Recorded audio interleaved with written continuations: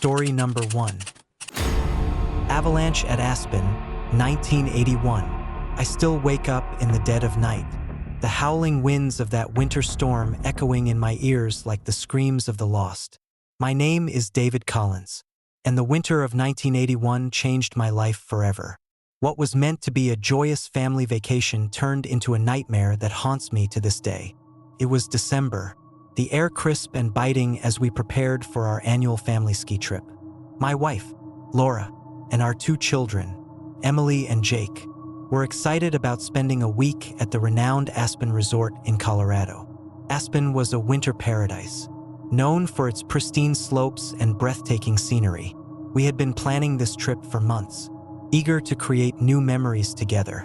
The first few days were everything we had hoped for. The sun shone brightly on the powdery trails, and the laughter of other families filled the air. Laura, an avid skier, led us down the slopes with ease, her grace and skill inspiring both Emily and Jake.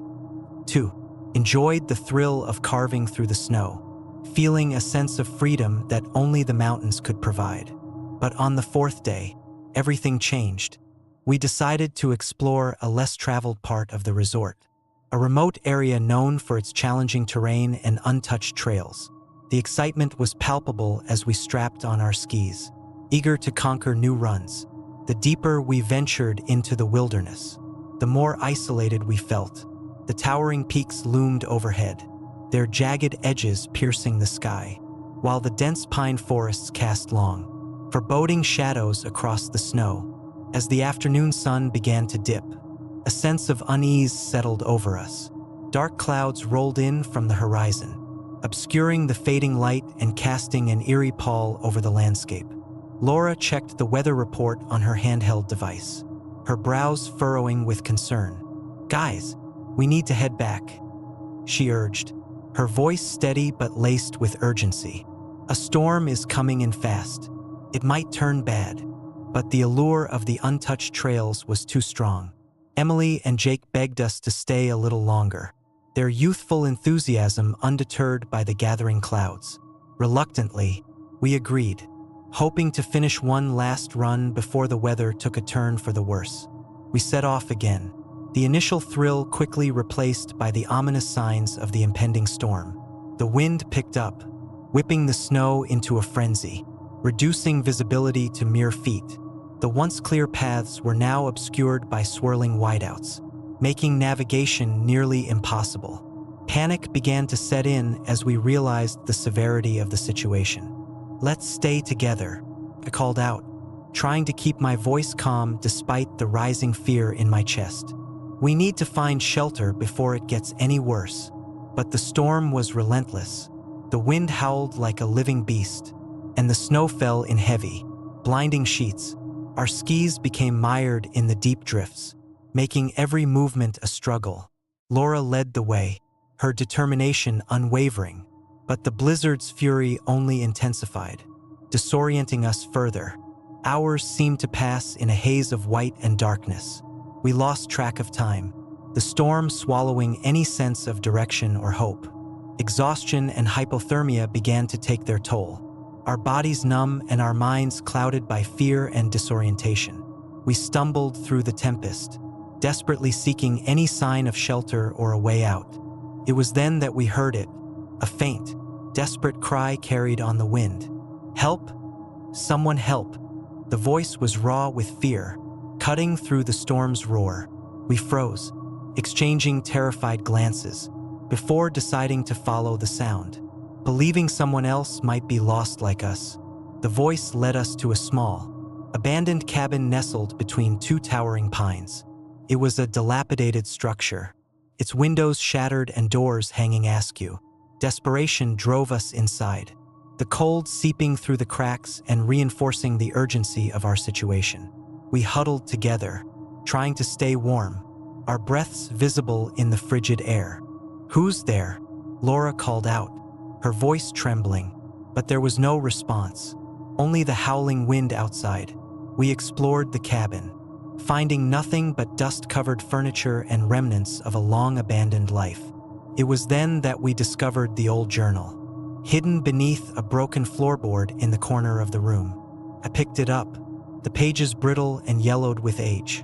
As I began to read, the harrowing tale of a family who had perished in a similar storm years ago unfolded before my eyes. The entries detailed their struggle against the elements, the fear that gripped them as the storm raged on, and the tragic end that left their home a silent tomb. A chill ran down my spine as I realized the eerie parallels between their story and our own.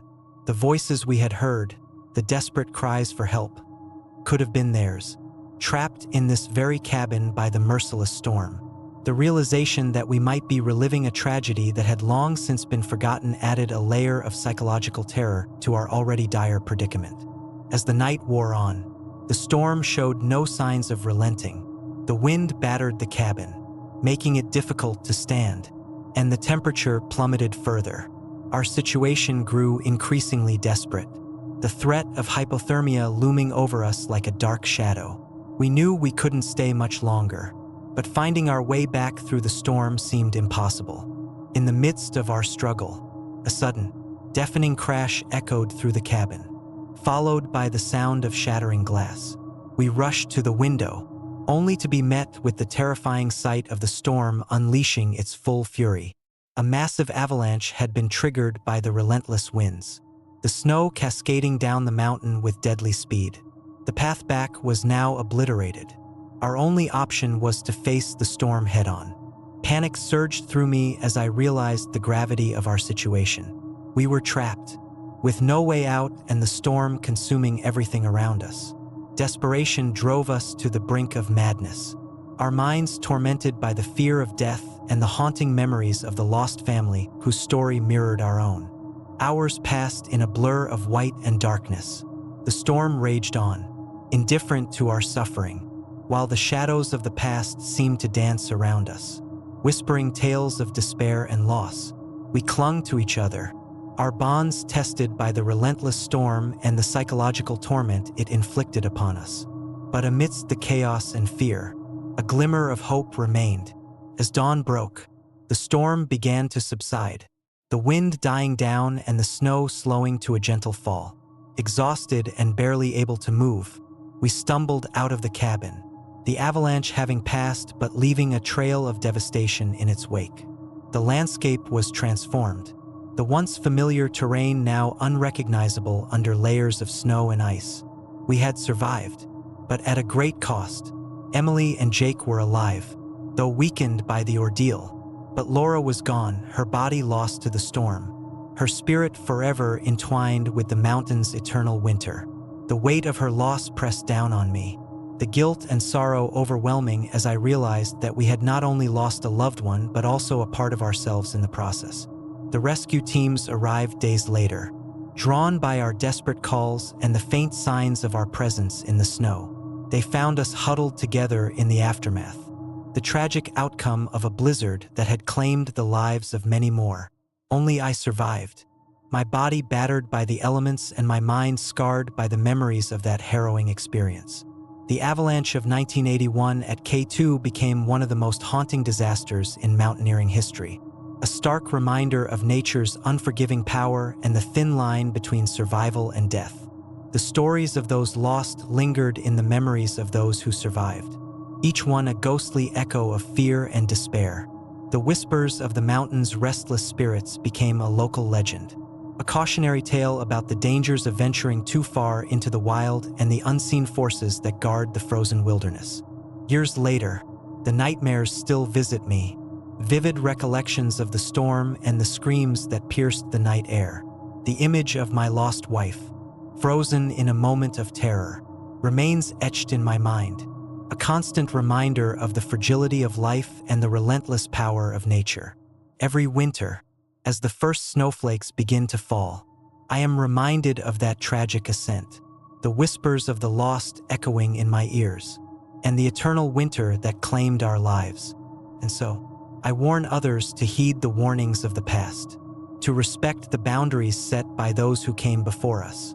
For in the heart of the wilderness, the spirits of the lost still linger, their sorrowful cries echoing through the silent slopes, a testament to the eternal struggle between life and death. and the shadows that dwell within the darkest corners of our world. Story number 2. Avalanche on K2, 2008. I still wake up in the dead of night, the howling winds of that fateful storm on K2 echoing in my ears like the cries of lost souls. My name is Alejandro Ramirez, and the winter of 2008 brought me face to face with the unforgiving wrath of nature in the heart of Pakistan's most treacherous mountain. What was meant to be the pinnacle of my skiing career turned into a nightmare that still haunts me to this day. It was February when our professional Spanish skiing team, La Ventisca, decided to take on K2, known for its perilous conditions and formidable reputation. K2 was a challenge that few dared to accept. We were a close-knit group, each member driven by a passion for the extreme and the thrill of conquering the unconquerable. Our leader, Carlos Mendoza, was a seasoned mountaineer with a reputation for pushing boundaries. His confidence was infectious, and under his guidance, we felt invincible. The ascent began smoothly. The crisp mountain air and the breathtaking vistas made every step worth the effort. Days passed with a rhythm of climbing, skiing, and setting up camp in the shadows of the towering peaks. The camaraderie among us was strong, our shared goal binding us together as we navigated the treacherous slopes. But as we neared the summit, the weather began to change. Dark clouds rolled in from the north, bringing with them a biting chill that seemed to penetrate our very souls. Carlos remained optimistic, assuring us that we could push through the impending storm. "We've trained for this," he declared, his voice steady despite the growing unease among the team. On the fourth day, just as we reached the final stretch to the summit, the storm hit with a fury none of us had anticipated. Snow fell in relentless sheets, reducing visibility to mere feet. The wind howled like a living beast, shaking our equipment and threatening to tear us from the ground. We huddled together in our tents, the warmth barely keeping the biting cold at bay. As night fell, the storm's intensity grew. The temperature plummeted below -50 degrees Celsius, and the howling winds seemed almost sentient, focused solely on our tiny enclave. Inside the tents, we tried to stay warm, but the fear of what was to come loomed over us like a dark cloud. Around midnight, the whispers began. First, they were faint, barely audible over the storm's roar, but soon, they grew louder and more distinct, voices calling out our names from the depths of the mountain. "Alejandro, Alejandro," they echoed, sending shivers down my spine. The other members of the team looked at each other, their eyes wide with fear and confusion. Carlos insisted that it was just the wind playing tricks on our minds, but I couldn't shake the feeling that something was terribly wrong.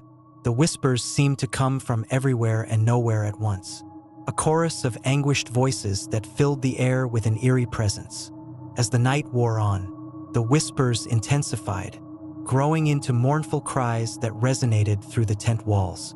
Shadows danced outside, moving in ways that defied logic and reason. I could feel an oppressive weight pressing down on me, making it difficult to breathe. The storm was no longer just a natural disaster. It felt like a living entity, determined to claim us as its own. Suddenly, a loud crash echoed through the tent, followed by the sound of something or someone trying to break through. My heart pounded in my chest as I looked around, searching for the source of the noise. In the dim light, I saw a figure standing just outside our tent, a hulking shadow against the swirling snow. Its eyes glowed with an unnatural light, and its presence exuded a malevolent energy that sent me reeling. "Stay back," Carlos commanded, grabbing his rifle and pointing it towards the figure. But the shadow moved with an eerie grace, unaffected by our attempts to defend ourselves. It began to press against the tent walls, the fabric tearing under its relentless assault. Panic set in as we realized we were dealing with something beyond our understanding. The storm's fury seemed to merge with the supernatural presence, creating a nightmare scenario where survival became an impossible task. Members of the team started to succumb to the cold and fear. One by one, they fell, their bodies frozen in life-threatening positions or simply vanished without a trace. Desperation drove me to seek answers. I ventured out into the storm, the howling wind whipping around me, threatening to tear me away from the mountain. The whispers followed me, their voices now filled with sorrow and anger. I stumbled through the blinding snow, my vision reduced to a swirling white void. Every step a battle against the relentless elements. In the midst of the chaos, I stumbled upon an old, abandoned cabin. Its structure barely held against the storm's assault, but it offered a momentary respite from the fury outside. I forced the door open, the hinges groaning under the pressure, and stepped inside. The interior was dimly lit by the flickering light of a dying lantern, casting long, eerie shadows that danced on the walls. Inside, I found remnants of past occupants, a forgotten fireplace, old furniture covered in dust, and the scent of damp wood lingering in the air. As I settled into the cabin, the whispers ceased, replaced by an oppressive silence that felt heavier than the storm outside. But just as quickly, the silence was shattered by a loud bang, and the cabin trembled under the storm's fury. Suddenly, the room was filled with apparitions, ghostly figures of climbers who had perished on K2 over the years. Their hollow eyes stared at me with a mix of sorrow and rage, their ethereal forms blending with the shadows. They reached out to me, their presence suffocating and filled with an unrelenting desire for vengeance. "We are trapped," one of the spirits intoned, his voice a hollow echo. "You cannot escape the mountain's wrath." Fear consumed me as I realized the true horror of our situation. We were not just battling the storm and the physical dangers of K2. We were also facing the restless spirits of those who had lost their lives on these unforgiving slopes. The mountain itself seemed to hunger for our souls, its icy grip tightening around us with every passing moment. Desperation and terror drove me to make one final attempt to escape. I grabbed my gear and sprinted towards the cabin door, the apparitions chasing after me with supernatural speed. The storm's fury raged on, the snow blinding my path and the howling winds pushing me back at every turn. My legs burned with exhaustion, and my breaths came in ragged gasps as I fought against the mountain's relentless assault. Just as I felt myself being pulled into the abyss, a blinding flash of lightning illuminated the sky, followed by a deafening crack of thunder.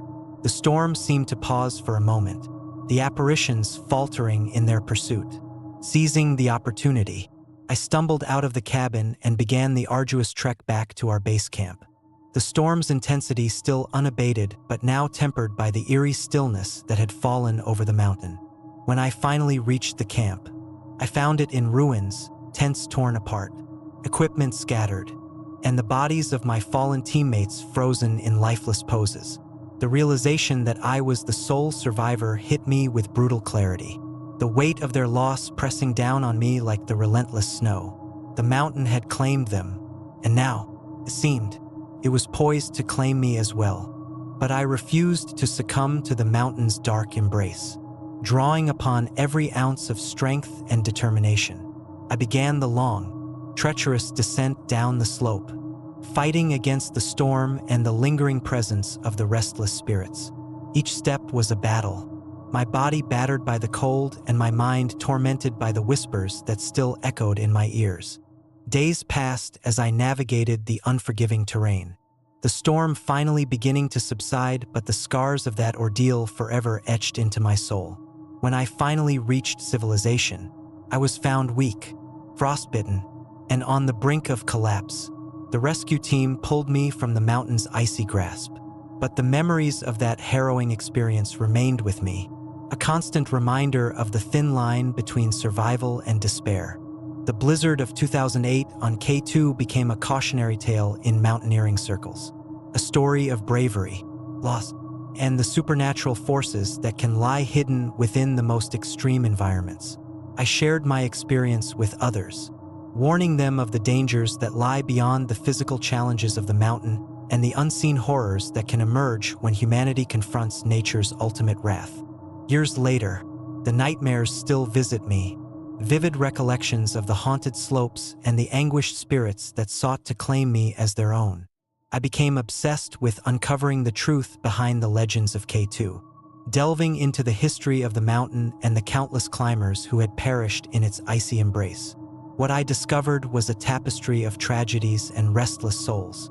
Stories of those who had lost their lives to the mountain's unforgiving nature and the supernatural forces that guarded its sacred grounds. The avalanche of 2008 on K2 remains a dark chapter in my life. A story of survival against insurmountable odds and the eternal struggle between life and death. It taught me about the fragility of existence and the relentless power of nature. But it also left me with a lingering fear of the unknown, the malevolent presence that can emerge when we push ourselves beyond our limits.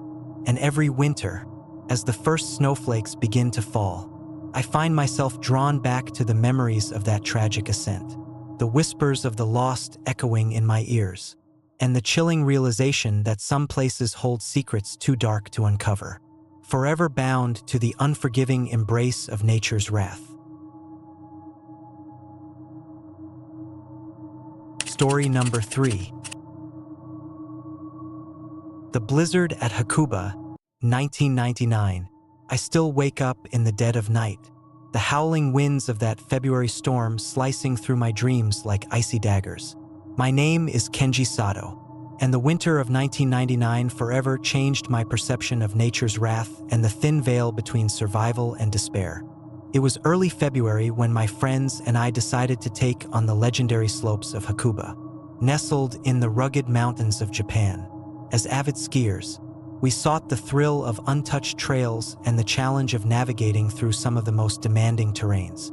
The village of Hakuba was renowned for its breathtaking beauty and its reputation for hosting some of the most adventurous skiing routes in the world. We arrived with high spirits, eager to carve our paths down the pristine snow-covered peaks. Our group consisted of 4. Myself, Kenji, a professional skier with a penchant for pushing boundaries. Yuki, my best friend since childhood, whose cheerful demeanor masked a fierce competitive streak. Hiroshi, a quiet and methodical thinker. And Aiko, the youngest, whose enthusiasm was contagious and boundless. Together, we felt invincible, united by our love for the sport and the camaraderie that had built over years of shared adventures. The first few days were everything we had hoped for. The sun cast a golden glow on the slopes, and the crisp mountain air invigorated our spirits. We explored various trails, each more exhilarating than the last, our laughter echoing through the valleys. Hakuba was a winter paradise, a stark contrast to the bustling life we left behind. But as the days passed, the weather began to shift. Dark clouds gathered on the horizon, and an unsettling stillness settled over the mountains. On the 5th day, we decided to tackle a particularly challenging route known for its breathtaking views and treacherous terrain. The trail was less frequented, offering solitude and the promise of untouched snow. We set off early in the morning, the sky a clear blue, unaware of the impending doom that awaited us. The ascent was grueling, the snow beneath our skis deep and unforgiving. As we climbed higher, the weather took a sudden turn. The sky darkened ominously, and a biting wind began to howl through the peaks. We glanced at each other, concern etched on our faces, but determined to press on.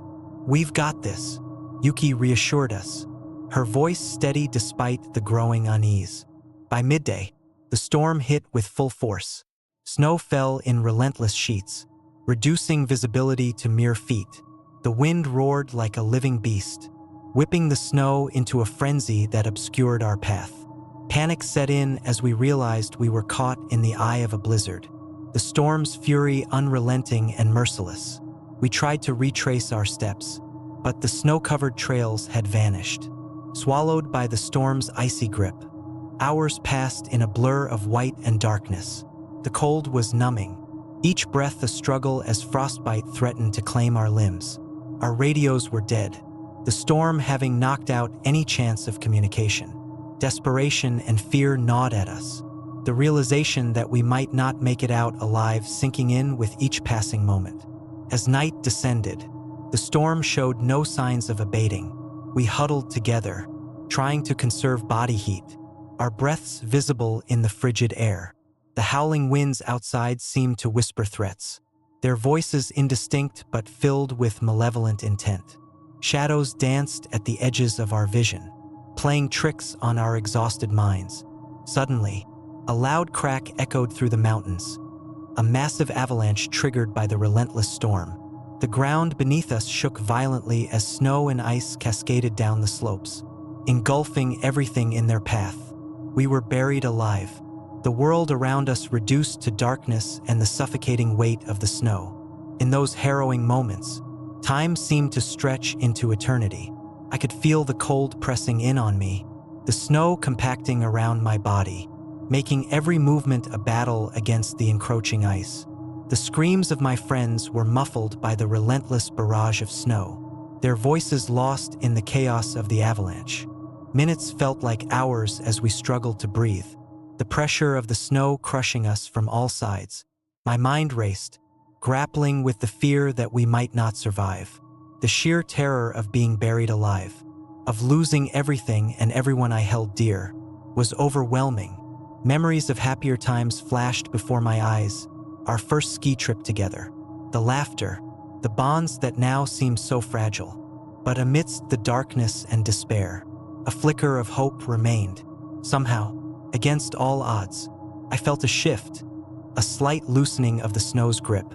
With every ounce of strength I could muster, I pushed against the oppressive weight, my hands clawing at the ice in a desperate attempt to free myself. Slowly, painfully, the snow began to give way, and I emerged into the cold night air, gasping for breath. The storm was still raging around me, but the immediate danger had passed. I crawled through the snow, calling out for my friends, but their voices were gone. The bitter cold gnawed at my skin, and exhaustion threatened to pull me under once more. But survival instinct kicked in, and I pressed on, driven by the hope that help would find us. Hours later, the storm began to subside, the wind dying down and the snow slowing to a gentle fall. Weak and frostbitten, I stumbled through the desolate landscape, my body aching from the ordeal. It felt like an eternity before I finally spotted the distant lights of a search party, their presence a beacon of hope in the bleak, snow-covered wilderness. Rescue teams found me hours later, my body battered and bruised but alive. The relief was overwhelming, the weight of the past few days lifting as I was pulled to safety. But the trauma of that night lingered, etched into my mind like a scar that refused to heal. The faces of my friends haunted me, their voices lost in the storm, their lives cut short by the merciless mountain. In the aftermath, the story of our survival spread through Hakuba, a tale of courage and resilience against nature's fury. But for me, the experience left an indelible mark, a constant reminder of the thin line between life and death, and the unpredictable wrath of the mountains. The harsh lessons learned on those unforgiving slopes shaped the rest of my life, instilling a deep respect for the forces that govern the natural world and the fragile nature of human existence. Years have passed since that tragic winter, but the memories remain vivid, like ghostly apparitions that visit me in the dead of night. I often find myself staring out at the snow-covered peaks, the wind whispering secrets that only the mountains understand. The blizzard of 1999 at Hakuba became more than just a survival story. It was a confrontation with the unknown, a brush with the primal forces that lie beyond our control. And every winter, as the first snowflakes begin to fall, I am reminded of that fateful trip, the friends I lost, and the relentless storm that tested our very will to survive. The mountains stand silent and majestic, their beauty tempered by the ever-present danger that lies within. For some, they are a sanctuary of peace and adventure. For others, like me, they are a haunting reminder of nature's unforgiving power and the eternal struggle between man and the elements.